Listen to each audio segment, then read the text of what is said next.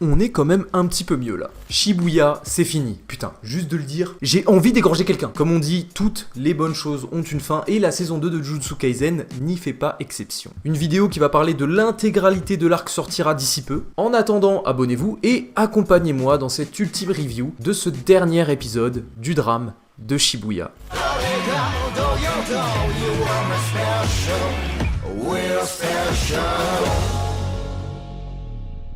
Est-ce que ça a encore un intérêt de dire que l'épisode était bien? Parce qu'en fait, c'est simple. Il y a ce qui s'appelle la théorie Shibuya. Quelque chose d'incroyable que je sors bien évidemment de mon trou du qui consiste à dire que factuellement, que chaque épisode à partir du combat de Chozo Yuji est une masterclass. Je vous promets qu'à l'heure actuelle, Shibuya, c'est dans mon top arc préféré, tout manga confondu. Est-ce que c'est bon pour vous? Alors tout de même, sur ces 2 derniers épisodes concluant l'arc, on a une flopée d'informations. Qui pour certaines, tu te dis, qu'est-ce que vous consommez, monsieur Akutami? Et en réalité, ces épisodes ne reflètent pas la conclusion qu'elles sont censées représenter, mais plutôt l'ouverture, l'avènement de quelque chose de plus grand. Ce que fait Geto dans cet épisode aura un impact qui influencera le monde. Mais premièrement, le Japon tout entier. Et afin d'appuyer cela et de rendre cela convaincant, l'épisode justement va te montrer les conséquences directes de ce qu'il a fait, qui auront carrément un impact géopolitique. Le Japon deviendrait alors le pays ayant le monopole de l'énergie occulte, ce qui en ferait un pays intouchable. En gros, c'est pas Kim Jong-un avec un missile nucléaire qui va les faire flipper. On peut apercevoir les rues de Tokyo totalement vides, les hauts placés du Japon en panique face à la situation.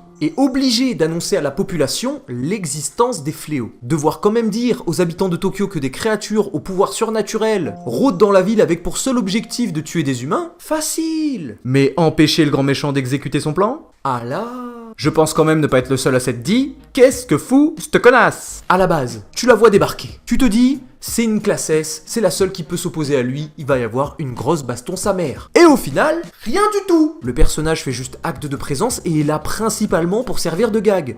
Oui. Et ouvertement, elle nous a mis une feinte en plus. Elle a fait croire qu'elle comptait attaquer à l'aide de son pote le fléau. Donc toi t'es tout content, tu y crois, mais elle ne fera rien. Bah d'ailleurs comme la plupart des meufs dans cet arc. Maki, brûlée, Nobara aux portes de la mort, Mei Mei, bah carrément on voit pas le combat, Miwa et Yuki, bah inutile, je suis désolé. À un moment donné, l'auteur ne serait-il pas un peu sexiste? Moi je pose les vraies questions. Mais bon, soyons sérieux 2 minutes, mis à part tout ce que je viens de dire, j'admets que cette conclusion de l'arc est pour le coup assez particulière. Geto qui réapparaît en s'octroyant le rôle du grand méchant alors qu'il a été éclipsé de tout l'arc. C'est assez étrange. Et au ressenti, je dirais qu'on a l'impression qu'on est là sur une fin plutôt précipitée, qui n'a pas pu mettre en place tout ce qui devait l'être. Le fait qu'on ait autant de révélations en si peu de temps sur l'arc, ça me laisse penser que l'auteur de base comptait nous délivrer toutes ces informations, mais pas à ce moment précis de l'arc. Suite sans doute à un problème de narration ou bien alors d'édition, il n'a pas pu nous délivrer ces informations plus tôt. Et c'est dommage, car l'arc en général, c'est toujours voulu être plus surprenant que l'épisode d'avant, mais que la fin quant à elle manque de ce petit truc, c'est une déception. Par contre, la réalisation de cet épisode est plutôt intéressante et évoque même pas mal de choses. Dans un premier temps, lorsque l'on voit les ruelles de Tokyo vides, tout le petit diapo sur les civils et les personnages haut placés, il y a cette absence volontaire d'OST. Et en quoi est-ce un choix intéressant? Cela va venir appuyer la tension dramatique, en plus de nous laisser digérer la dinguerie qui se passe actuellement. La situation est si catastrophique qu'elle s'auto-suffit pour te faire comprendre l'ampleur de la chose. On ressent directement un changement d'ambiance. Et que le silence ici se veut être plus expressif du désastre qui attend le Japon qu'une simple musique à la tonalité dramatique. Mais donc, depuis tout à l'heure, j'ai toujours pas expliqué ce qu'il a fait, le Geto. Geto déclare ouvertement que ce qu'il souhaite, c'est provoquer un chaos que lui-même ne serait pas en mesure de contrôler. Et tout ça pour revenir à l'âge d'or de l'exorcisme. Pour ce faire, il lui fallait une chose: obtenir le sort de Maito qui n'a cessé d'évoluer au fur et à mesure de ses combats. Mais le problème, c'est qu'on vient te présenter ça ici comme quelque chose qui avait son importance, mais qu'on n'a pas démontré comme tel au moment où ça s'est produit. Et c'est clairement dommage. Pareil pour le pacte soi-disant passé avec des centaines d'exorcistes et de fléaux, et les humains qu'il a marqué ou fait consommer un objet maudit. On annonce que des humains possédant un sort inné mais pas un cerveau d'exorciste pourront utiliser leur sort et que cela représentera 1 millier de Yuji Itadori malveillants.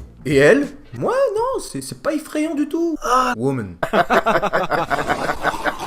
En gros, ce qui s'annonce, c'est une guérilla en se basant sur l'égocentrisme et la curiosité de ceux qui s'éveillent à l'occulte. Mais ça sort un peu de nulle part. On aurait dû présenter les choses autrement. Faire monter une véritable tension avec des mises en scène. Avoir des foreshadowing au lieu de balancer ça sur la table de cette manière. Sans déconner, qui se rappelle que la sœur de Megumi était dans le coma? Et pourtant, ça n'empêche pas que ce qu'il a fait a définitivement changé l'univers de Jujutsu Kaisen. Il y a un avant et après Shibuya. Avant Shibuya, ça déglingue des fléaux au calme dans des bâtiments et tout. Après Shibuya, ça nous montre une gamine qui va se faire bouffer dans un combini. De cette scène, il faut vraiment en parler. L'espace d'un instant, ce que je regardais, c'était plus un animé, c'était une cinématique d'horreur. Pour souligner tout de même à quel point le staff s'est appliqué et jusqu'au dernier épisode. Un visage de fléau à l'allure féminine nous rappelant un certain traumatisme, un léger flou sur le visage et une voix qui inspire tout sauf confiance. Et bien sûr, la gamine insouciante, hein, elle y va. Hein.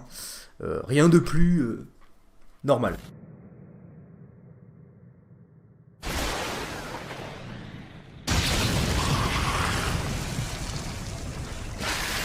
Mais elle se fait secourir par Yuta.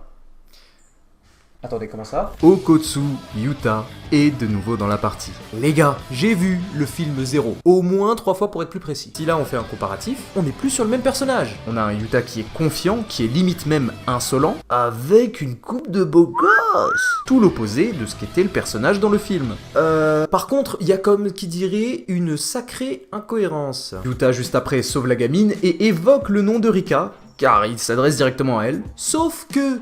problème, à la fin du film 0, en gros Rika retrouve sa forme humaine, la malédiction est rompue et hasta la vista, Yuta ne peut plus faire appel à son pouvoir. Donc là j'avoue que j'attends l'explication et j'espère qu'elle sera convaincante. En tout cas, ce n'est pas pour le grand plaisir d'Itadori que Yuta est de retour, mais bien parce qu'il a une mission et pas des moindres. L'exécution de Yuji Itadori.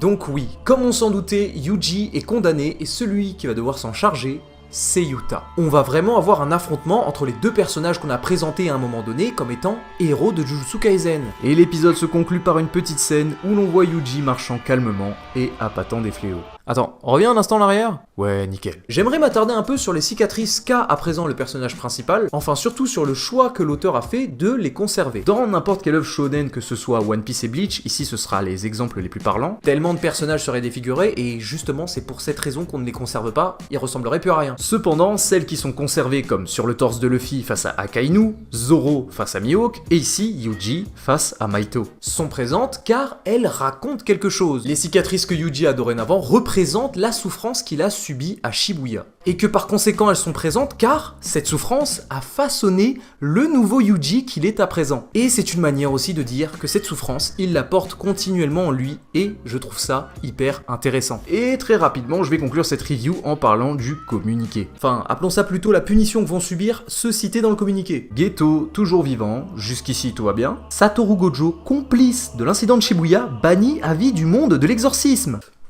Pardon, le type est littéralement leur seul moyen de gagner un potentiel conflit de cette ampleur, mais non, on a dit code de triche interdit. Et c'est même pas question qu'on ne peut pas le déceler, il est formellement interdit de le faire. Je suppose que les types en avaient juste marre d'être dominés par le mec parce que littéralement il est intouchable. Donc se dire qu'il est scellé, c'est ne plus être soumis à ses caprices. Comme pour exemple les sursis de Yuta et de Yuji. Par contre, que le principal de l'école soit condamné à mort parce qu'il a encouragé ses deux anciens élèves, ce qui a mené au drame de Shibuya, généralement c'est les racistes qui sont chauds niveau raccourci. Mais a priori, dans les hautes instances de l'exorcisme, on n'est pas loin. Et pour finir, Yuji Itadori n'est plus en sursis et devra être exécuté. Celui chargé de cette mission, Okotsu Yuta. Sur ce, c'était tout pour ce dernier épisode. En tout cas, c'était une super aventure. J'ai kiffé suivre ça chaque semaine avec vous et j'espère que vous aussi. Même si je sortais les reviews en retard. D'ailleurs, c'est mon deuxième prénom pour ceux qui savaient pas. En tout cas, j'espère que la vidéo vous a quand même plu. Comme vous avez pu le remarquer, on investit un petit peu. Maintenant, on a un petit peu de matos. Ça commence à être cool. En tout cas, merci de m'avoir regardé, de m'avoir suivi tout le long de ces vidéos, tout le long de ces semaines. Sur ce, c'était le Sama. Et moi, je vous dis sayonara. Everything I love.